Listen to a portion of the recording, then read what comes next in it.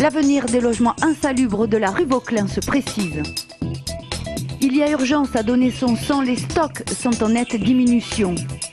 À découvrir le Grand Théâtre, une nouvelle salle de spectacle à Toulouse. Les choses vont-elles enfin bouger au 65 et 67 rue Vauquelin? Ce matin, Dominique Baccle, directrice départementale de la cohésion sociale, missionnée par le préfet, a rencontré les habitants de ces logements insalubres. Mais elle a refusé de s'exprimer devant la presse. On a déjà entendu le même discours, c'est pas nouveau. Et puis dans son discours, il y a quelque chose qui m'a semblé pas très clair parce qu'elle a proposé de reloger 4 personnes, mais c'est les 4 personnes qui tiennent le mouvement. C'est-à-dire que si nous les 4 on s'en va, il n'y a plus personne. En effet, 4 logements ont été déclarés irrémédiablement insalubres. Ils seront murés ou détruits. Les autres devraient faire l'objet de travaux financés par les services de l'État et leurs habitants relogés temporairement. Mais aucun délai concret n'a été avancé. Manifestement, tout le monde se renvoie la balle, surtout entre la préfecture et les services municipaux. Eux, ce qu'ils attendent surtout, c'est qu'on leur fasse des propositions qui correspondent à leur budget. De son côté, la mairie a rappelé avoir déjà effectué pour 12 000 € de travaux d'électricité et de toiture, se substituant ainsi aux propriétaires. Elle mène par ailleurs des négociations pour l'achat du bien dans le but de rénover ou construire des logements sociaux pour lesquels les résidents actuels seraient prioritaires.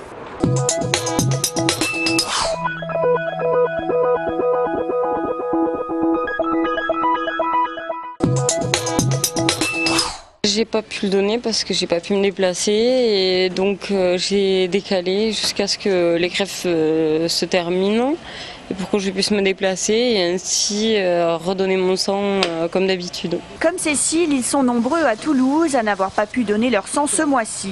Entre les grèves à répétition et les ponts du mois de novembre, les stocks de sang ont considérablement baissé, une dizaine de jours seulement au lieu de 15. Par exemple ici, quand il y avait des manifestations à Jean Jaurès, il y avait une fréquentation extrêmement faible des donneurs. Pour le moment, il n'y a pas de danger pour le receveur, le stock permet de distribuer ce qui est nécessaire actuellement, mais il faut anticiper et faire remonter le stock pour ne pas avoir de problème vers le 28 ou le 30 décembre. Car la période des fêtes est synonyme de creux en matière de don du sang. Alors pour éviter toute rupture d'approvisionnement, il faudrait qu'une centaine de donneurs supplémentaires se mobilisent chaque jour. Des points de collecte sont également mis en place. Le 11 décembre, c'est à Saint-Cyprien de 9h à 14h.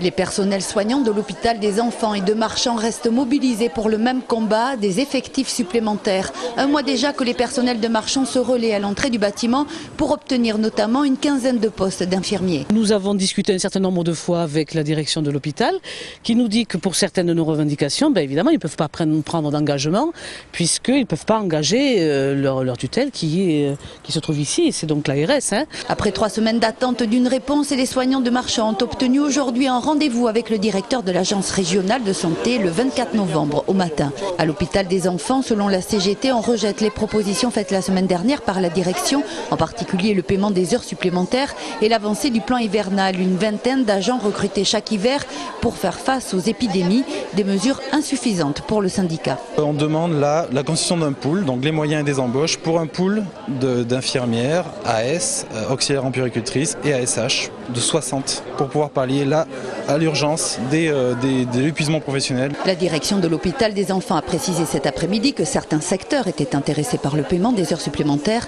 et que l'ensemble des mesures prises pour pallier l'absentéisme devraient pleinement porter ses fruits au mois de décembre. À Toulouse, les opposants à la réforme des retraites font de la résistance.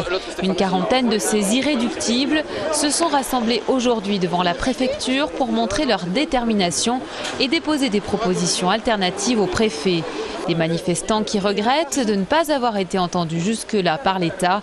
Ils se disent prêts à rester mobilisés jusqu'à l'application de la loi en juin prochain. Pour beaucoup aujourd'hui de citoyens et de salariés, cette réforme est injuste et elle sera inefficace sur la pérennisation du système de retraite.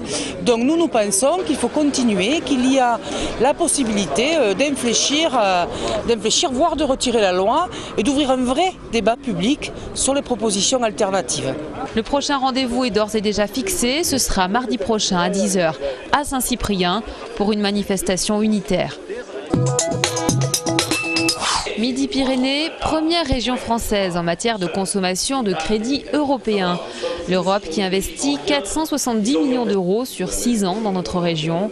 Aujourd'hui à mi-parcours, c'est l'heure des réorientations avec la redistribution de 30 millions d'euros selon le principe suivant. Prendre un certain nombre de crédits sur les opérations qui avancent peu ou avancent mal et les réorienter sur d'autres opérations où il y a des besoins qui sont apparus, qui sont nouveaux et qui sont importants. Ce qui portera à 214 millions le montant de l'enveloppe que nous gérons directement et en direction de la compétitivité des entreprises, de l'innovation et du développement durable de l'environnement. Au total, Europe, régions, États et le privé vont investir plus d'1 milliard d'euros sur la période de 2007 à 2013 en privilégiant l'entreprise et l'environnement.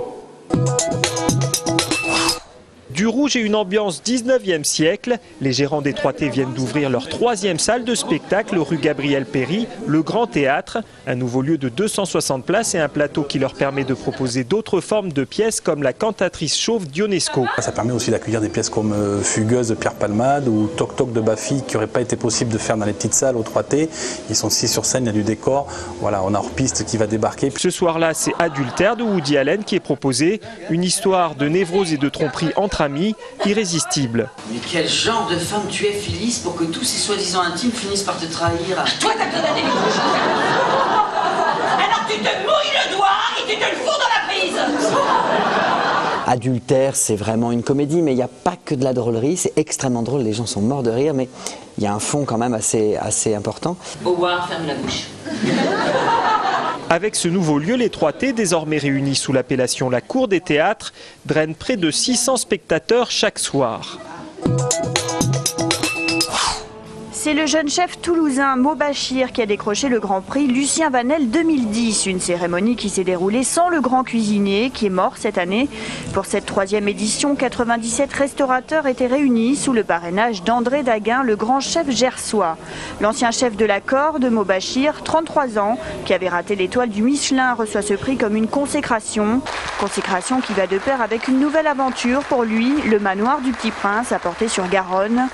Sur les 8 lauréats, le coup de cœur du jury est allé aux 4 petits cochons situés avenue de l'Ardenne. En tout, ce sont 12 500 votes qui ont été comptés cette année, soit 14% de plus que l'an dernier.